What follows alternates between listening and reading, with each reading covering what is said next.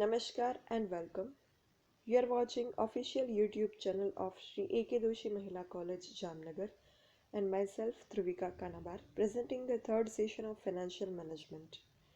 નાણાકીય સંચાલનમાં નવા નાણાકીય સાધનો અંતર્ગત આપણે યુરો ઇશ્યુઝની વાત કરી કે યુરો ઇશ્યુઝ શું હોય છે.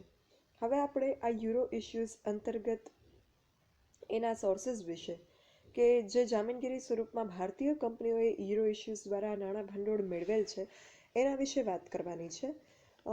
ટોટલ 3 સોર્સિસ વિશે કે 3 પ્રકારની જામીનગીરીઓ વિશે આપણે વાત કરવાની છે કે જેના દ્વારા ભારતીય કંપનીઓ યુરો ઇશ્યુઝ દ્વારા નાણાં ભંડોળ જે છે એ મેળવેલું છે.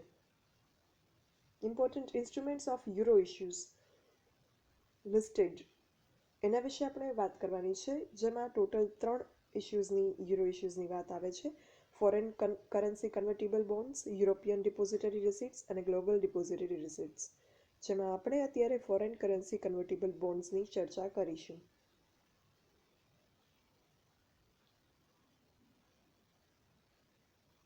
વિદેશી ચલણ કન્વર્ટેબલ બોન્ડ કે FCCB, foreign currency convertible bond. આ FCCBs એ એક પ્રકારના કન્વર્ટેબલ બોન્ડ છે જે ચલણમાં જારી કરનારની સ્થાનિક ચલણ કરતાં અલગ હોય છે. બીજા શબ્દમાં કહીએ તો ઇશ્યુ કરનાર કંપની જે હોય એના દ્વારા ઉઘરાવવામાં આવતા નાણાં વિદેશી ચલણના રૂપમાં છે.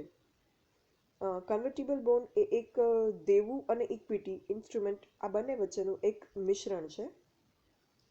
એ નિયમિત કૂપન અને મુખ્ય ચૂકવણી કરી અને બોન્ડની જેમ કાર્ય કરે છે, પણ આ બોન્ડ હોલ્ડરને સ્ટોકમાં રૂપાંતરિત કરવાનો વિકલ્પ પણ આપે છે.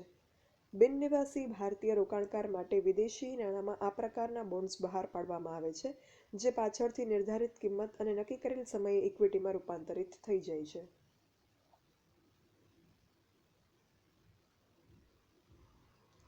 તેમાં પાકતી મુદત દર્શાવેલ હોય છે અને યુરો કન્વર્ટેબલ બોન્ડ્સ આ પ્રકારના બોન્ડમાં સમાવિષ્ટ છે.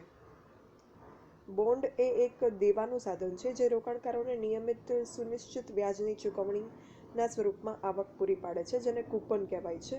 અને પાકતી તારીખ જે હોય એ રોકાણકારને એના આવ્યા ઉપર સંપૂર્ણ કિંમત જે છે ફેસ વેલ્યુ બોન્ડની એ પરત મળી જાય છે.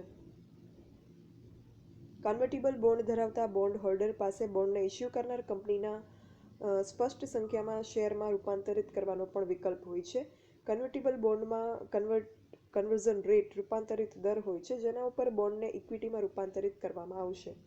એમ છતાં જો શેર કિંમત રૂપાંતર ભાવથી નીચી રહે તો બોન્ડ રૂપાંતરિત થઈ શકે નહીં.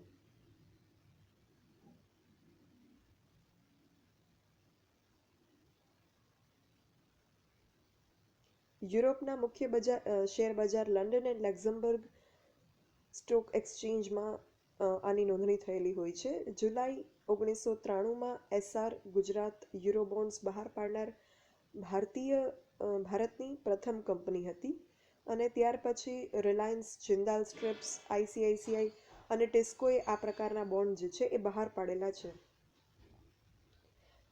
ફોરેન કરન્સી કન્વર્ટેબલ બોન્ડ્સ એ કઈ રીતે કાર્ય કરે એની જો વાત કરીએ તો આ એક બોન્ડ છે જે વિદેશી ચલણમાં જારી કરવામાં આવે અને એમાં જે છે એ મુખ્ય ચૂકવણી ઉપરાંત સમયાંતરે વ્યાજ પણ આપવામાં આવે છે.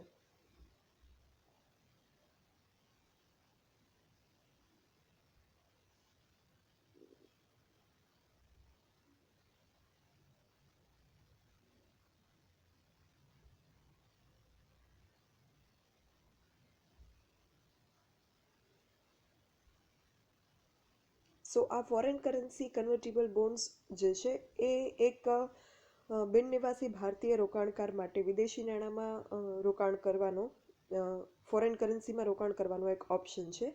આ સિવાય યુરોપિયન ડિપોઝિટરી રિસીટ છે એ પણ બિન નિવાસી ભારતીય રોકાણકારો પાસેથી નાણાં ભંડોળ પ્રાપ્ત કરવાનું એક સાધન છે.